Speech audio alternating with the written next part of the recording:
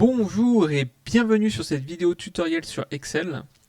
Aujourd'hui, on va regarder comment créer et utiliser des listes déroulantes au travers de plusieurs exemples. Les listes déroulantes, c'est un outil relativement simple d'Excel qui permet de limiter le choix des informations qui peuvent être mises dans une cellule. Pour cette vidéo, j'ai préparé deux exemples. Le premier, c'est un formulaire et le deuxième, c'est une liste d'actions.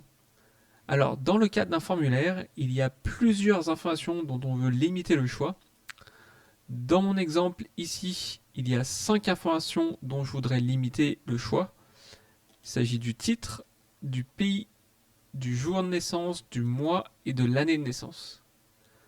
Alors, pour créer une liste déroulante, par exemple pour le titre, je vais aller dans Données, ensuite Validation des données, donc c'est dans la partie outils des données, c'est cette icône. Dans autoriser, je vais sélectionner la liste. Et ensuite, on a deux manières pour créer une liste déroulante. Soit on rentre manuellement les différents choix séparés d'une virgule, donc c'est ce que je vais faire ici.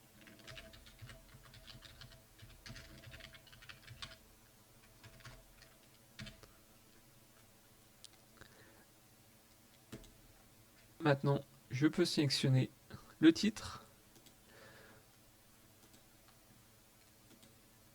La deuxième manière de faire, c'est de sélectionner une plage de données. Donc j'ai créé au préalable une liste de pays qui est ici dans l'onglet liste. Donc je sélectionne l'ensemble de la liste. Et maintenant, je peux choisir mon pays.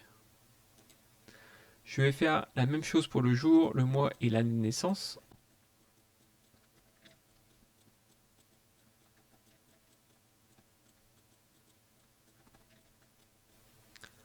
Voilà, et maintenant, je peux sélectionner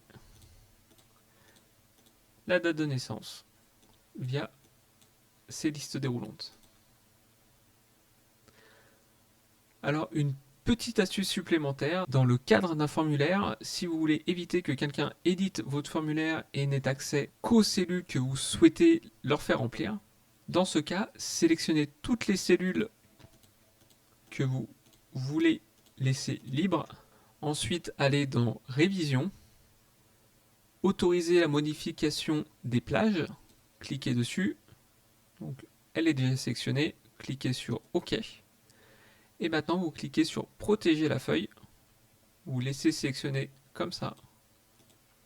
Maintenant, si j'essaye de rentrer une donnée dans une autre cellule qui n'a pas été laissée libre, je reçois ce message d'erreur d'Excel. Je ne peux modifier que les cellules qui ont été laissées libres, comme ceci. À partir du moment où je vais essayer de modifier quelque chose d'autre, je vais avoir toujours le même message d'erreur. Pour enlever cette protection, vous avez juste à recliquer dessus. Vous pouvez aussi mettre un mot de passe pour éviter que les utilisateurs enlèvent la protection et éditent le reste du formulaire. Regardons à présent le deuxième exemple. C'est une liste d'actions pour laquelle je veux attribuer une criticité, la personne qui est en charge de l'action et le statut. De la même manière, je vais sélectionner cette fois-ci l'ensemble de la plage de données sur lequel je veux mettre une limitation. Donc je retourne dans validation des données et je vais donc créer une liste de criticité qui va de 1 à 5.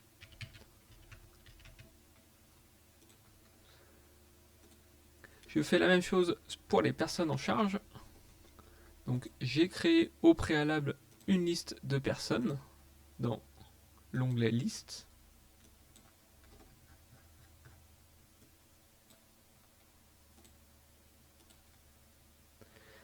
Et pour les statuts, c'est la même chose. Je vais créer une liste manuellement. Le point peut soit être ouvert, soit être fermé, soit en suspens.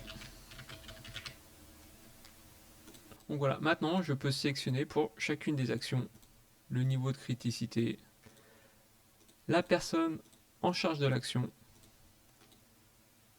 et le statut.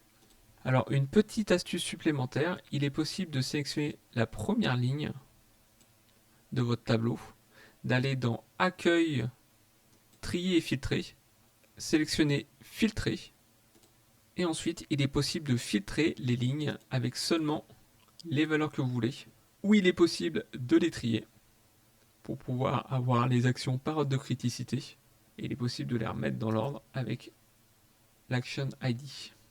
Voilà, c'est la fin de cette vidéo. J'espère que vous y avez trouvé des informations utiles. Si vous avez des questions, n'hésitez pas à me les poser en commentaire. Je prends toujours grand plaisir à y répondre. Quant à moi, je vous dis à bientôt pour une prochaine vidéo tutoriel sur Excel. Bye!